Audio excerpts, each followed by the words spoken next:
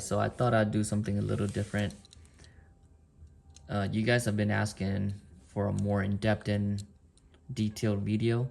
Okay, so now of course, first of all, we need to drill out the rivets here. And I usually use drill bit 1/8 inch size uh, because I'm not using the posts anymore and I'm not using the chassis anymore. I usually just drill out the rivets and discard the base, unless there's like a lip here, and just like in this case, there's this front lip and this back bumper here, or this front bumper and this back bumper. Then I'll use a Dremel to cut those pieces off.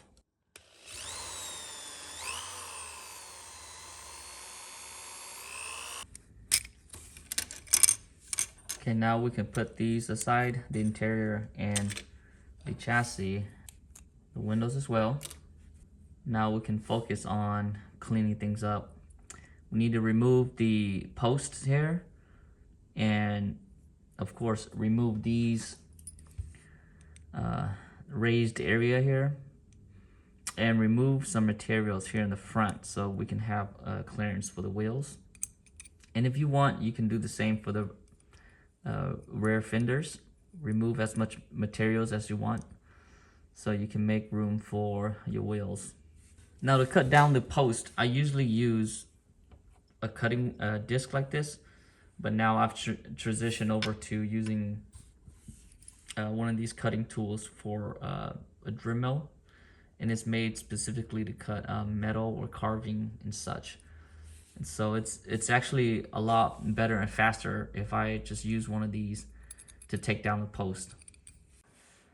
Now I found out that when cutting the posts down or grinding them down and just working on any other areas as far as cutting or grinding, the metal heats up really fast. And so if you want to preserve the paint, what I would suggest is cut down the post, wait a few minutes, let it cool, and then work on some other areas. If you don't wait for the body to cool, your paint will start to smear or it will start to come off. But in this case, I won't be using this original paint that came with the color. I'm going to be stripping it, so I'm not too worried about if the paint is peeling or smearing off.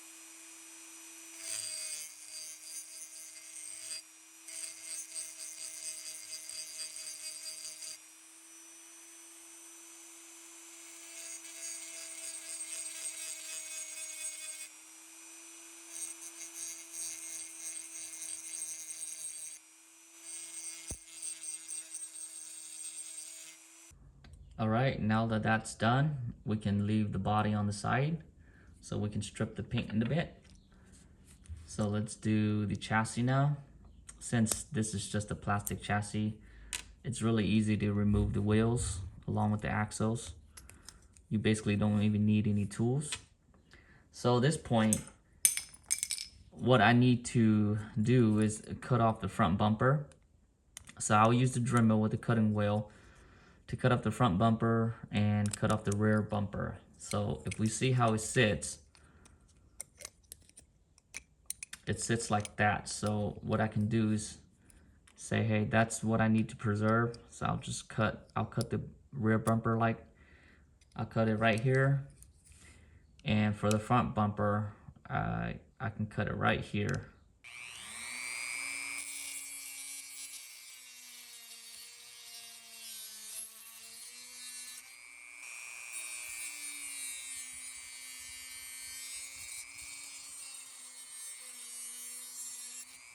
I no longer need this piece, so I can just throw this away.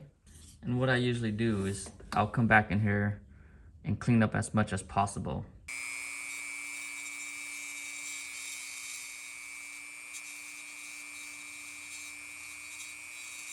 Before I use the stripping gel to cover the car, I usually like to use a sanding block and just do a quick sand on it, just so then you can rough it up and the stripping gel can get in deeper into the paint.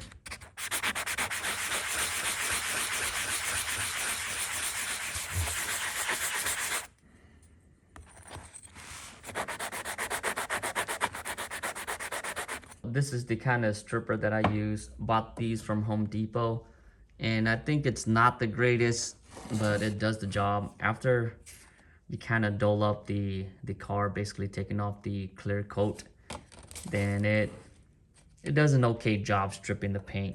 So I'll just pour a little bit on it, and then I'll use one of these cheap nylon bristles paintbrush from the Dollar Tree or whatever, and I'll just brush it all over the car. Of course, this would be way better if I had it like in a container that actually fits the whole car. But this would do for now on this plastic, on this paper plate.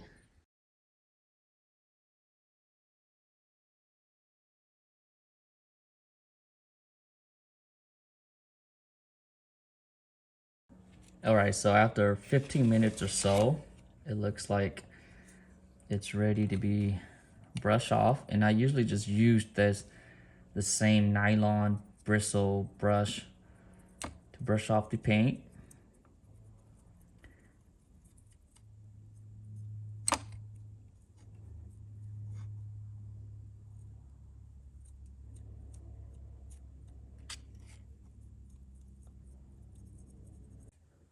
Now it's up to you if you want to do the inside of the car or not. So since we have some stubborn area that doesn't want to come off just by using this paintbrush, you could always use a brass bristle brush and just go around it and try to get the stubborn areas off. Now, don't press too hard on it because you would leave somewhat of a deeper scratch. So I usually just like to lightly brush over it. I usually like to strip the paint off of the inside of the car as well. So right now I will pour some more stripping gel on it and just let it sit for another 15 minutes.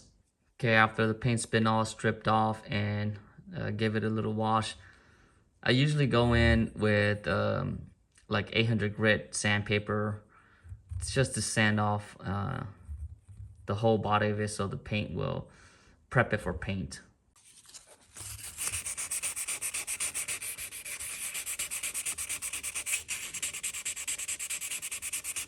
Now this is not the best method. I've seen other customizer, they use some tools to sand the car so you can get into every crooks and cranny, but for me, I usually like to sand by hand, and I'll try to do my best to get every cracks and corner.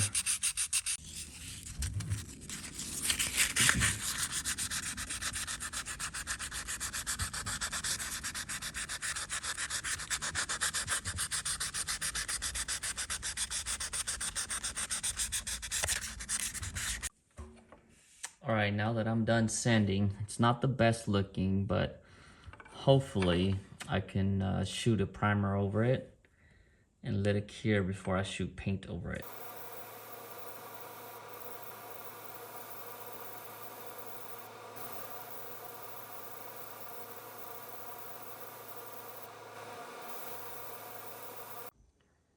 Now the manufacturer of the primer states that it has to be over 12 hours to cure in order for you to do another paint coat over it.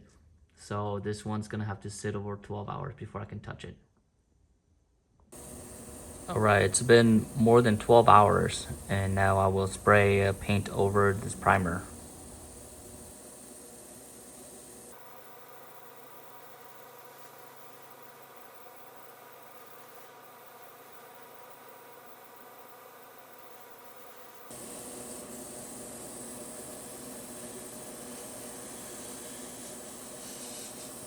Alright, now it's another 12 hours to wait for the paint to cure.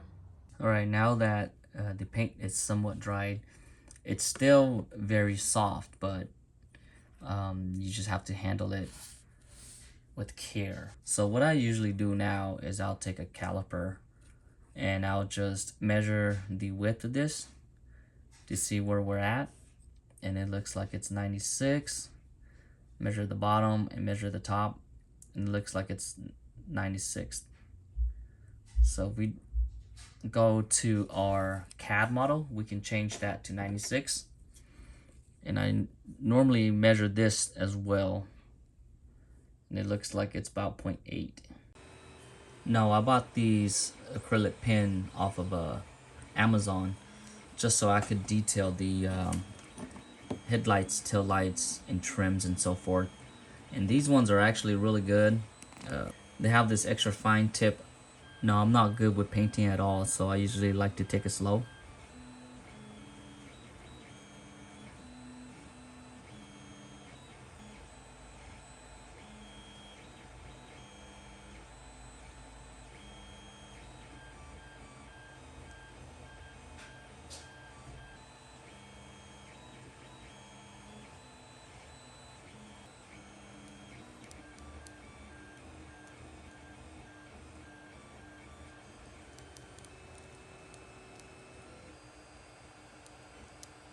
So it comes out pretty good, and the paint dries pretty fast. So I'll just let it sit here for about 15-20 minutes. Applying decal is totally optional and it's up to you. But since my kid wanted me to put Bachito on, I'll put Bachito on for him.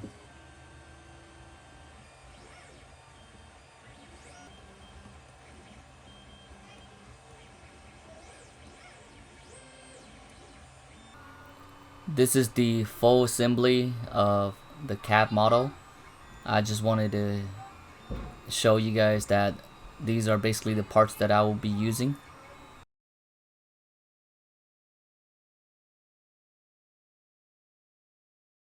These are my printed 3D parts.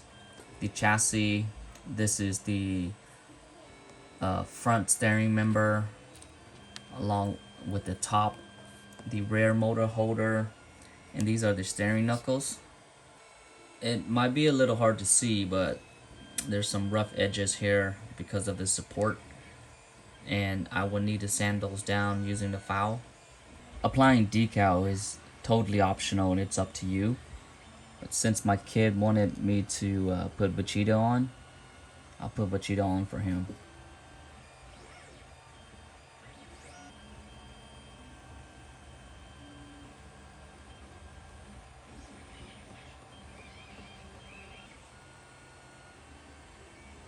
On the steering knuckle, this hole here needs to be tapped for M1 screw, and this hole here needs to be opened up. There's this very tiny hole here, it needs to be opened up for so there'll be enough clearance for M1 rod. Here on this cross member here, we have to drill and tap this center hole here for an M1 screw.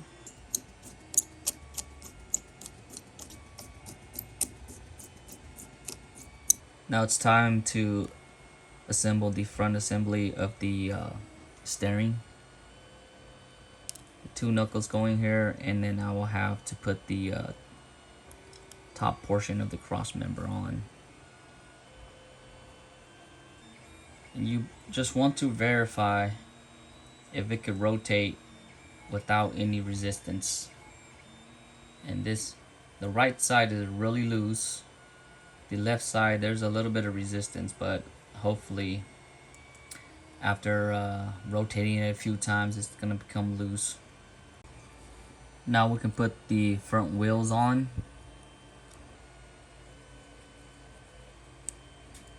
And I find it sometimes it's helpful to put just a tiny dot of super glue right on the threads so the screw doesn't come undone. Now we can glue on the front and rear bumper. Just a little bit of super glue.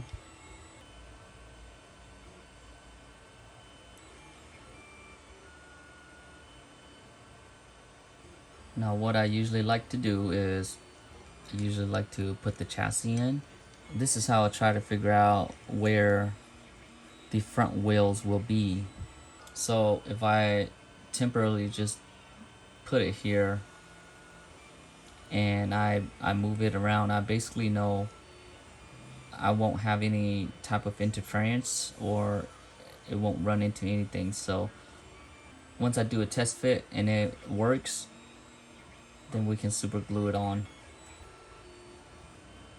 Alright, so that seems like it's clearing and there's no interference in between the wheels.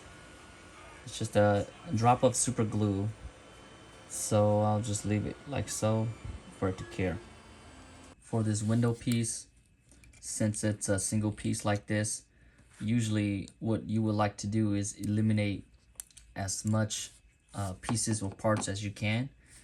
So what I usually like to do is I'll just trim this using one of these flat cutters, and I'll just basically trim all around the window to leave just a little bit of material so I can glue the windows in. Since this piece is plastic, it's fairly easy to cut.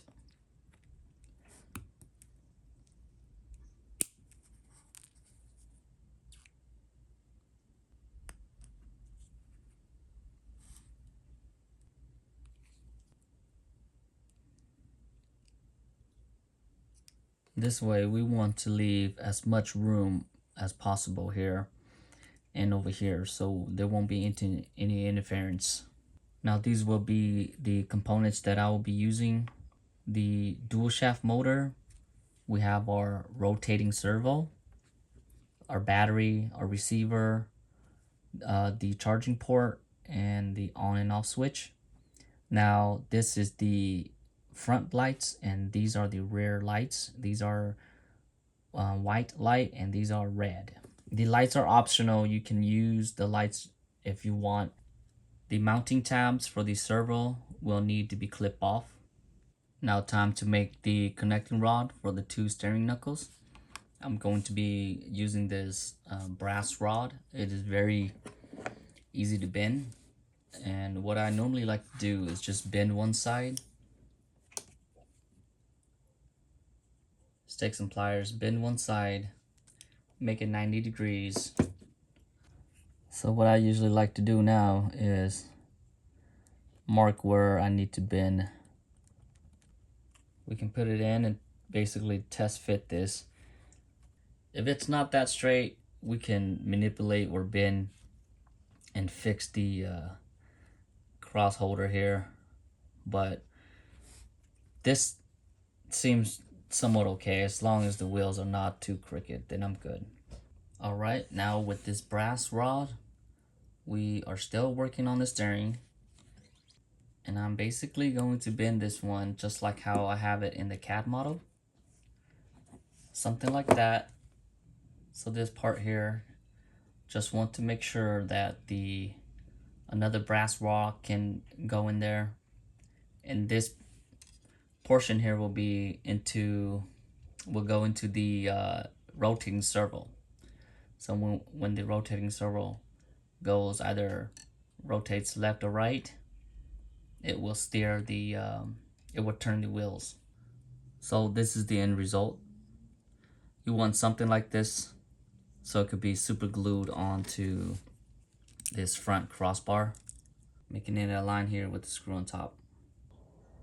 So instead of showing you all the wrong ways of soldering, I will leave a wiring diagram here so you can use.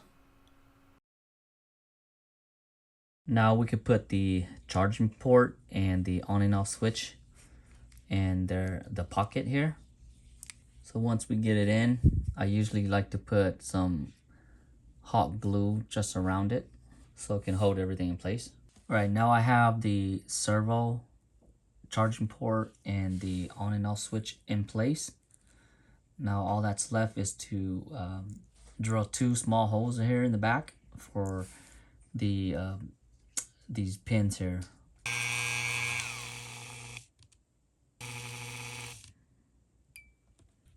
Okay, now that the lights are in place and everything is basically where I need it, we can test fit with the chassis onto the body to see if the wheels are aligned and in the correct spot. Usually, if the front wheels or if the rear wheels are not in the correct place, you could move the back wheels back and forth to your desire until it fits. So right there looks pretty good. Hopefully when I go to steer the car, it doesn't interfere with the sides here, because normally the biggest issue is you don't have any clearance here and up here, and it will hit the corners here. But here it looks like it's okay. I might need to take some materials off of this plastic bumper, but right now I'm keeping it as is, and we can do a test run to see how well it runs. Now we could put a battery in to see if the receiver will get any power, and not only that, we could turn on the transmitter and see if we could work the controls to see how it runs. Usually what I would look for is to see if I could see the light on the receiver, and it looks like I can see it blinking right in there. So that means that the receiver is on. It just need to see if it will bind to the and it looked like it binded. So I do have control.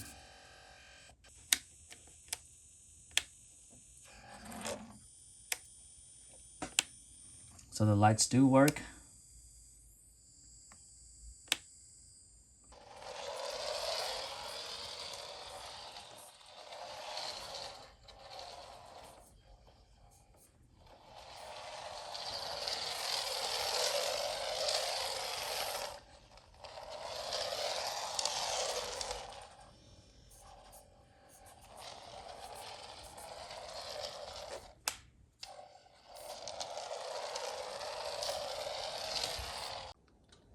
And this is the finished product.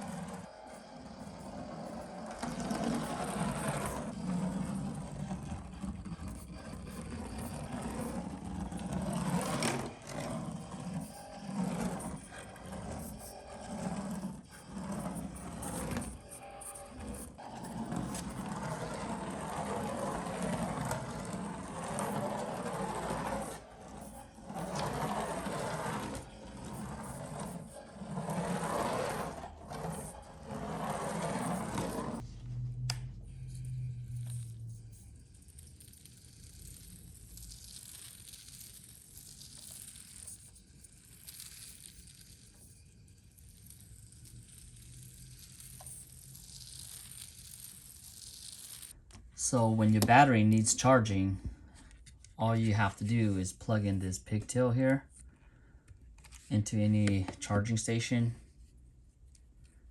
and plug the other end into your charging port on your car. And now it will charge your battery for you without you needing to take the battery out.